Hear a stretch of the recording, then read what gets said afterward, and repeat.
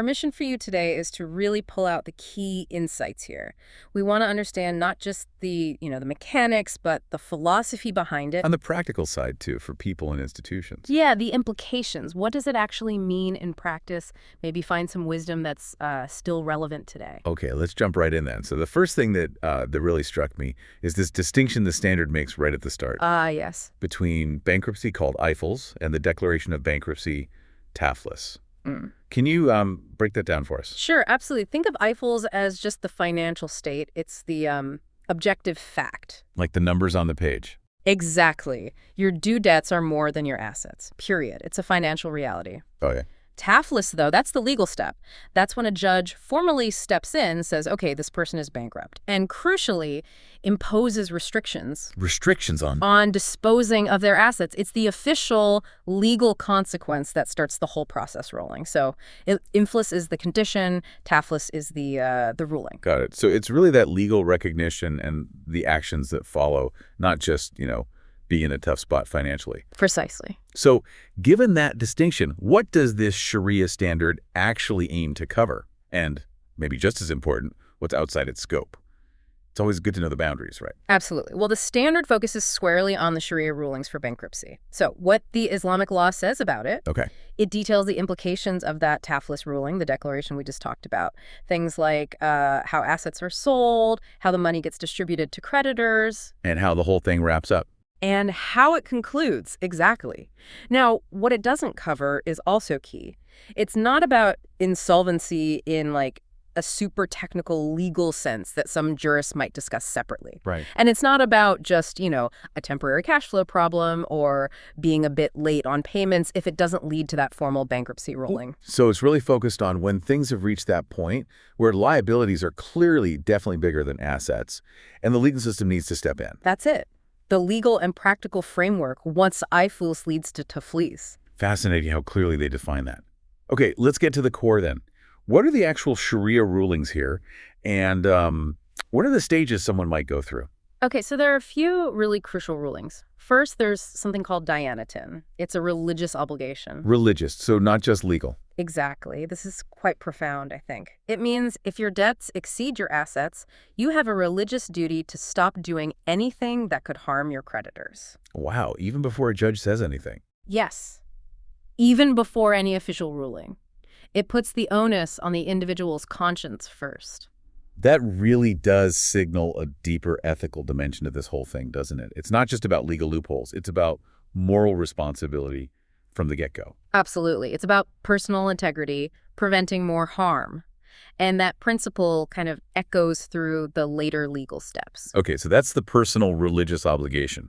What about the official side? Right. Then there's the official obligation. Competent authorities, like courts, are actually obligated to declare bankruptcy. Obligated. Yes, obligated to declare it for debtors when their due debts exceed assets if creditors with due debts request it. And they must impose those financial restrictions we talked about. So the system has a duty to act when asked by creditors in that situation. Correct. And finally, documentation. Once TAFLess is declared, it has to be officially documented, certified, following formal procedures, no ambiguity. Okay. And the stages. You mentioned stages. Yes, the standard highlights what it calls the second stage. This happens when a debtor, stops paying their creditors. They just refrain from paying. Yeah. At that point, the creditors have the right to start the process, to ask the authorities to declare the debtor bankrupt and impose those restrictions. Right. This is where the legal machinery really kicks in. What kind of restrictions are we talking about? I imagine they're quite specific. They are, and they're all aimed at preserving the assets fairly. So the debtor is prohibited from making donations, for example. Okay, no giving away money. Right, or extending loans to others, or showing favoritism, like selling assets cheap to, say, a friend or family member. Preventing preferential treatment. Exactly.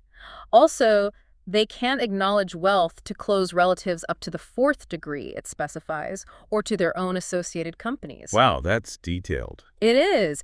They also can't speed up payments for debts that aren't even due yet. Trying to pay off certain people early. Precisely. Can't do that.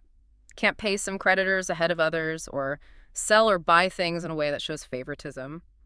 And interestingly, they can even be stopped from traveling if it might harm the creditor's interests, Travel restrictions. Unless unless they appoint a personal guarantor or provide additional guarantors. So there's a way around it, but the creditor's rights are protected. It sounds like the whole point of these rules is basically to stop any attempt to, hide assets or play games. Just keep everything fair for the creditors. Is that the idea? That's exactly it. It's about maintaining the integrity of the process, stopping any unfair advantage or depletion of what's available for everyone. Makes sense. And what needs to happen for the actual bankruptcy ruling, the TAF list, to be made? Are there conditions? Yes, a few key conditions. First, the debtor's due debts, the ones payable now, must be greater than their assets. Okay, the basic Eiffel's condition. Right. Second, the request usually has to come from creditors who have due debts. Usually. Is there an exception? Well, the debtor can request it themselves, but the judicial authority has to be satisfied it's not some kind of fraudulent bankruptcy attempt. Ah, okay. Good safeguard. What if not all creditors are known at the start? Does that hold things up? No, that's handled quite practically. Creditors don't have to prove they represent everyone owed money. If another creditor pops up before the assets are distributed, They just join the queue. they just share proportionally, yeah. If someone appears after distribution has already happened, they can actually go to the creditors who did get paid and claim their share back from each of them. Really? They can claw it back. Yes, either by agreement or through a court order. The system anticipates that possibility. Okay, that's a pretty thorough overview of the process initiation. Mm. These restrictions are quite detailed. So once TAFLIS is officially declared, what are the wider effects? How does it change the debtor's financial life day to day? It changes things significantly. First off, any attempt by the debtor to dispose of their restricted assets after the ruling is just invalid, void, unless the creditors themselves confirm that a particular debt related to that asset actually existed before the bankruptcy declaration. Ah, so it protects prior legitimate claims. Exactly. And the creditor's debts effectively become attached to whatever assets the debtor has at that moment, plus any new assets they get later if it's not through new business dealings. Attached, but the debtor still owns them. Yes, that's a key point. The assets remain the debtor's property technically, right up until they're actually sold and the money distributed. Okay, what about new business? If the debtor, say, starts a small side hustle after being declared bankrupt. Right, good question.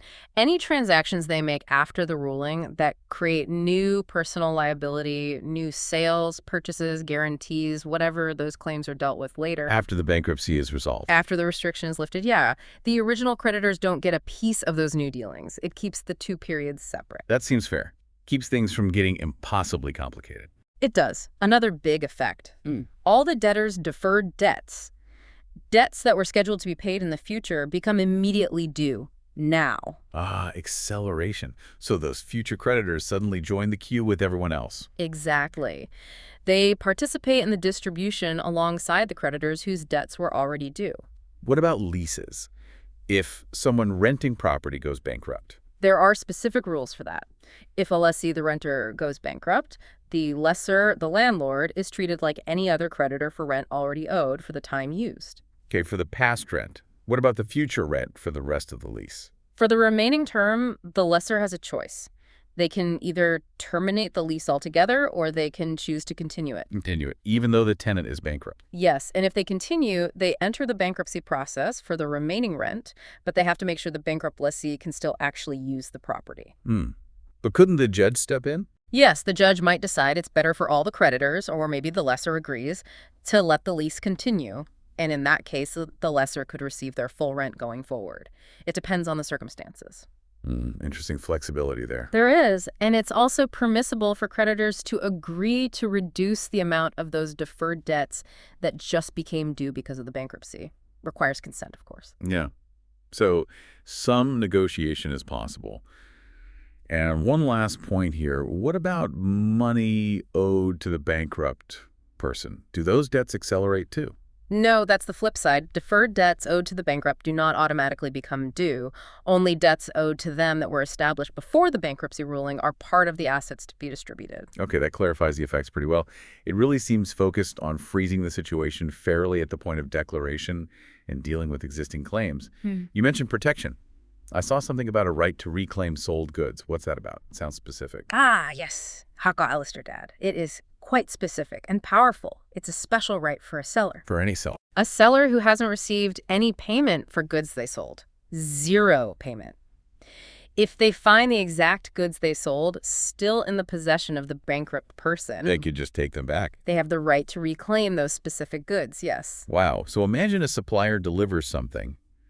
The company goes bankrupt the next day.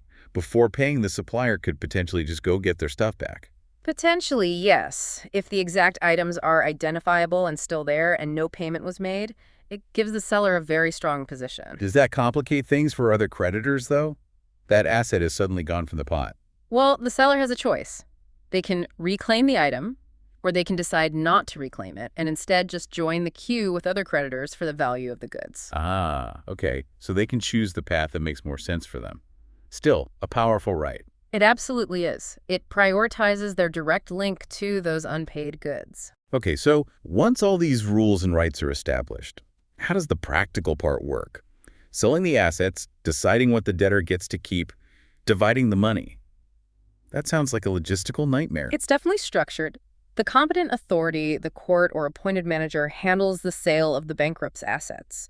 And there's even a suggested order for selling things. An order, like what gets sold first. Yeah, it's interesting. First, they use the local currency on hand, then any other currencies. Then fungible goods, commodities, things easily replaced. Then movable goods like equipment or furniture. And finally, real estate. Real estate last. Why?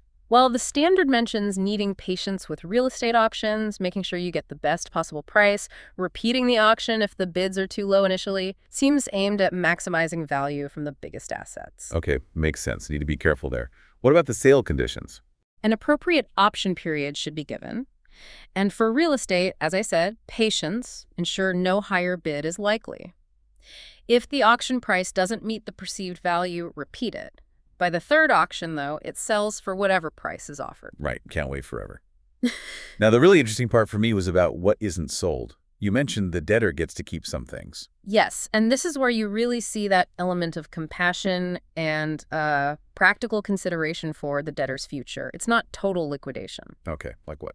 Well, an artisan's tools for their craft are exempt. They aren't sold. So they can still work. Exactly. Same idea for a merchant. Whatever they need to reasonably continue trading is also exempt. And a suitable residence. Suitable. What if they live in a mansion? Good point. If the current home is more than suitable, the excess part is sold, and the proceeds used to buy them a suitable, more modest place. The core need for shelter is protected. That's actually quite humane. It is. And also, necessary living expenses for the debtor and their dependents are set aside. Enough to live on while the bankruptcy process unfolds until the restriction is lifted. So they're not left completely destitute during the process. No. And similar principles apply to institutions too, where appropriate. This focus on preserving dignity and a means to potentially rebuild is, I think, a very significant aspect. It really shifts the perspective from pure punishment or liquidation to managing a crisis with some humanity. And importantly, the bankrupt person isn't legally obligated to go out and earn money if the sale of their assets doesn't cover all the debts. Okay, so after the sales, how is the money actually distributed? Who gets paid first? Right, the distribution. The goal is swiftness, but without harming the bankrupt. Gradual distribution can happen if creditors agree. And everything has to follow Shari'ah law, of course. There's a clear order of priority. Okay, lay it out for us. First priority goes to paying for the bankruptcy process itself, the fees for the manager, assistants, auctioneers, etc., service providers for the liquidation. Makes sense. Gotta pay for the administration. Second, secured creditors. People with a mortgage or a pledge on a specific asset get paid from that asset's proceeds, according to their agreement. Right, they had specific collateral. Third is this right of retention. Think about, say, joint workers or maybe someone leasing out transport vehicles, and they're physically holding on to the bankrupt's property because they haven't been paid their wages or rent for it. Like a mechanic holding a car until the repair bill is paid. Sort of like that, yeah. They get paid fully from the proceeds of that specific asset they're holding before anything goes into the general pot. Another powerful position based on physical possession. Indeed.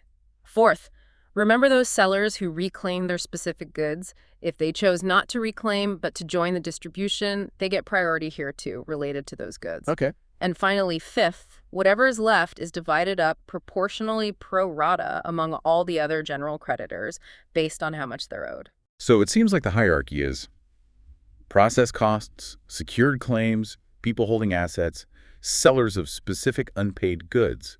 Then everyone else shares what's left. Is that a fair summary? That's a great summary. It's a structured cascade designed for fairness and practicality, recognizing different levels of security and connection to the assets. And what if, way down the line, another old debt is discovered after everyone's been paid?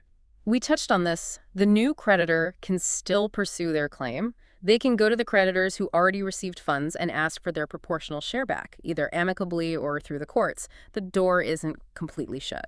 Wow, okay. So that covers the asset management. It's structured, detailed, and has this surprising, compassionate side. How does this whole taftless's restriction finally end? And what if someone recovers financially later on? Right, the end game. The financial restriction is formally lifted once the available assets have been distributed among the creditors. Is there like a certificate of completion?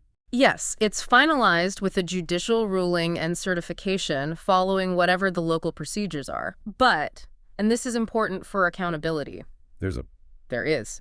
If, after the restriction is lifted, the person acquires new money or assets, but not through new business dealings, maybe an inheritance, for example. Okay.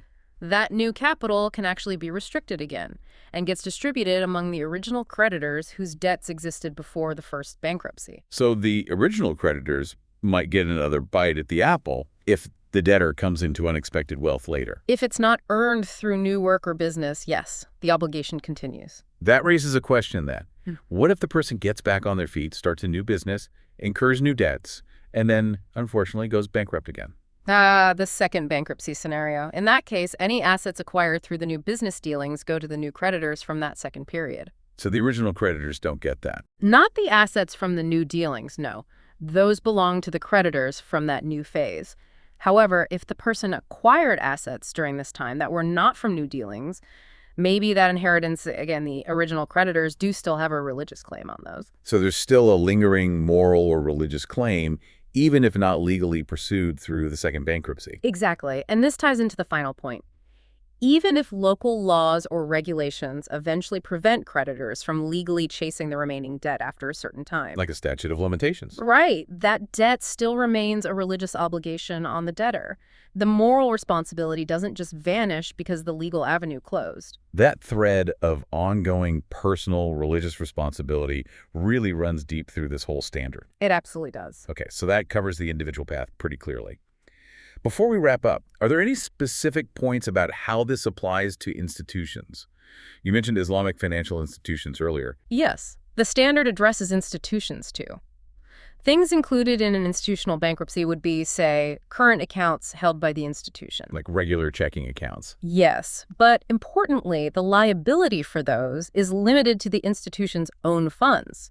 It doesn't somehow pass through to the individual account holders personally. Okay, good clarification. And, of course, all established debts owed by the institution are included. But what's exempt is perhaps even more critical, especially for understanding Islamic finance. Exempt.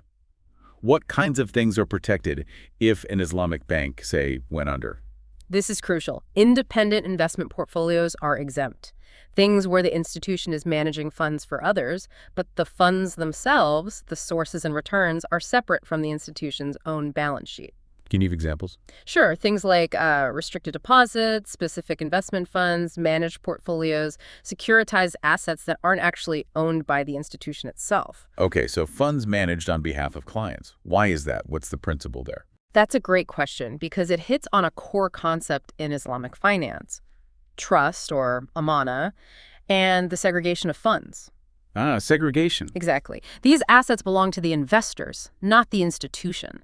The institution is acting as a manager or agent, so if the institution fails, those client assets are protected because they were never truly the institution's property to begin with. It reflects a fundamental commitment to protecting investors. That makes perfect sense. Client money isn't part of the bank's own capital. Correct. Also exempt are any assets the institution is just holding for safekeeping, securities belonging to clients, items in safety deposit boxes.